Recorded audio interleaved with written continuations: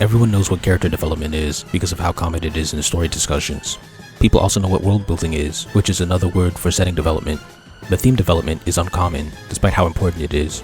Under character development, there would be characterization, beliefs and values, character arcs, backstory, goals, wants, and needs. Under theme development, I'd say the categories are beliefs, agents of those beliefs, actions, dialogue, and character arcs. This brings me to the point of this video. Battle manga often don't develop their themes as well as movies do, and if they learned how to, they could increase their story quality. I was reading the third arc of Kagura Bachi and a theme appeared. It was executed well for a battle manga, but I still felt underwhelmed. That was because it wasn't executed well for a movie. Mild spoilers for the paper guy fight. The villain believed that because he and Chihiro both killed people, that they were the same. Chihiro believed that because he only killed villains and protected civilians, they weren't the same. They both have dialogue that makes this crystal clear. In the climax, Chihiro's actions prove his belief correct. He took damage to win the fight and avoid any civilians being harmed, making his belief the theme. There's even a neat little flashback showing how two of Chihiro's mentors went down the same road of killing for justice. That's great execution for a battle manga. Because the elements of this theme only exist within this fight, the beliefs, dialogue, and action related to the theme start in this fight and end in this fight. As of now, they don't touch any other part of the arc. That's not a flaw unique to Kagura Bachi. Nearly every other post-One Piece battle manga has done this at some point. The solution is to have the theme development spread throughout the entire story arc, like a movie.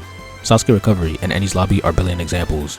In the Naruto arc, the competing beliefs are established at the very start of the arc and they exist until the very end. Bonds versus power.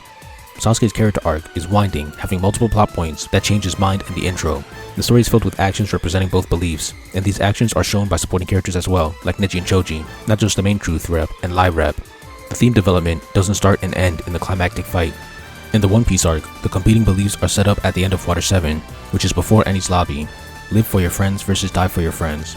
The representatives have dialogue that clarifies their stance, and they take actions throughout the story to support their belief.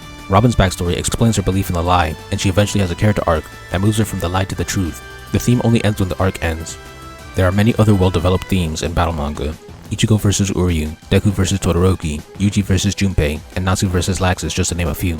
However, the shortcut of condensing a theme to a fight overshadows these elevated attempts. In conclusion, battle manga tend to condense their theme to a single fight, but they could improve their writing by spreading it out to the entire arc and including stronger elements of theme development. This doesn't just make the theme better, but it makes the plot and characters better too. As I've said before, when the plot is an externalization of character development and theme development, it's about 80% done.